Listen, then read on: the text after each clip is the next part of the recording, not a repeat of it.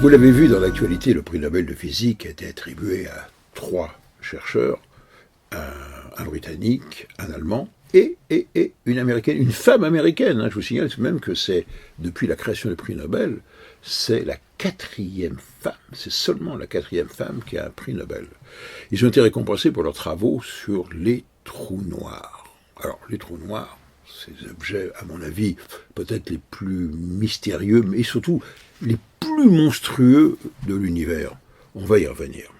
Alors, le premier, l'anglais Roger Penrose, c'est pour ses travaux, pour avoir découvert la formation d'un trou noir. Alors, les trous noirs, ça avait été prédit par la théorie de la relativité générale d'Einstein. Donc Einstein les avait, en quelque sorte, annoncés, mais il n'y croyait pas. Et il a fallu donc les travaux de Roger Penrose, et puis surtout, vous vous en souvenez, la première mise en évidence des trous noirs par les vibrations de l'univers, les ondes gravitationnelles, et puis la première photo, enfin disons, première ombre chinoise d'un trou noir, pour que cette fois-ci, on dit, ça y est, ils existent, on les a vus. Alors, les deux autres prix Nobel, donc l'allemand et l'américaine, c'est pour la découverte et la mise en évidence d'un trou noir super massif, un monstre de plusieurs, je dis bien plusieurs milliards de masses de soleil, plusieurs milliards de masses de soleil au sein de notre galaxie, dans la constellation du Sagittaire. Vous pouvez regarder le ciel, la constellation du Sagittaire, mais vous ne verrez pas le trou noir, parce que comme son nom l'indique, il est noir, on le verra tout à l'heure. Alors, pour vous résumer ces découvertes, moi je vais reprendre la citation de Andrea Ghez, la Nobel américaine. Et elle dit, je cite en substance, « Très peu de gens comprennent ce qu'est un trou noir. Moi, je suis à la limite. Mais beaucoup de gens sont fascinés et j'en fais partie. » Alors, cela mérite tout de même une petite explication. Alors, qu'est-ce qu'un trou noir ? Un trou noir, c'est ce qu'avait prédit Einstein dans sa théorie de la relativité générale, c'est ce qui résulte, c'est la phase ultime de l'effondrement d'une énorme étoile, 40 fois minimum la masse de notre Soleil, quelque chose de considérable, qui à la fin de vie, quand il se refroidit, s'écroule sur elle-même, et c'est l'emballement de la gravitation qui fait que toute la matière va se trouver comprimée, tassée dans une espèce de petite boule de quelques kilomètres, vous voyez, 40 soleils dans une boule de quelques kilomètres, et donc qui va attirer tout ce qui va passer dans son environnement. Qu'est-ce que dit Einstein ?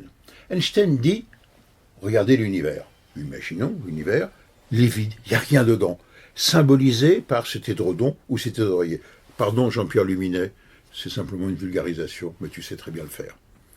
Lorsqu'il y a une masse dans cet univers, c'est-à-dire un corps, une petite masse, regardez, bon, ça n'a aucun effet sur l'environnement.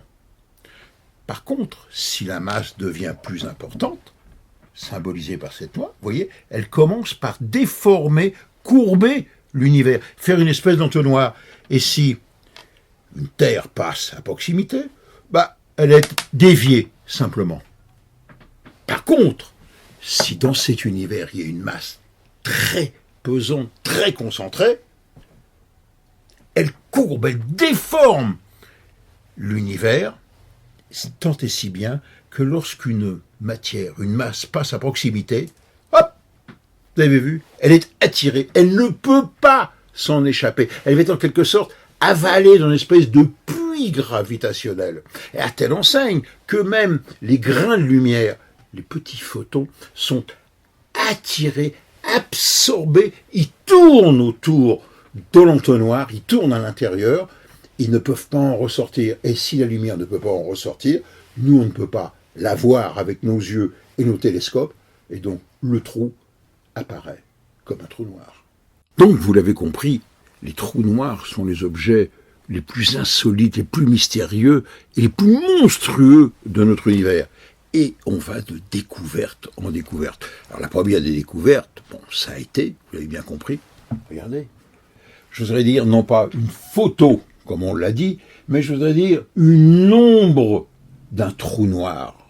Le trou noir étant, bien entendu, ici, il est noir. Et là, c'est le halo de gaz tout autour qu'il va aspirer, se nourrir de la matière pour la transformer en énergie. Et puis la deuxième découverte, la mise en évidence, c'était, vous vous souvenez, l'absorption de 2 trous noirs qui ont fait une vibration dans l'univers, et cette vibration dans l'univers s'est propagée pour être détectée au sol par des antennes très spéciales, parce qu'avec de nouveaux détecteurs, on peut détecter les ondes gravitationnelles, et donc mettre en évidence les trous noirs. Voilà où on en est actuellement dans la colonne. Et puis le dernier point, eh bien grâce à un télescope, on a détecté, ils se trahissent, les trous noirs, fort heureusement pour nous, parce qu'ils sont noirs, on ne les voit pas, la détection au sein de notre galaxie, d'un énorme trou noir qui est, tenez-vous bien, plusieurs milliards de masses solaires. Je dis bien, attendez, plusieurs milliards de masses solaires en une seule masse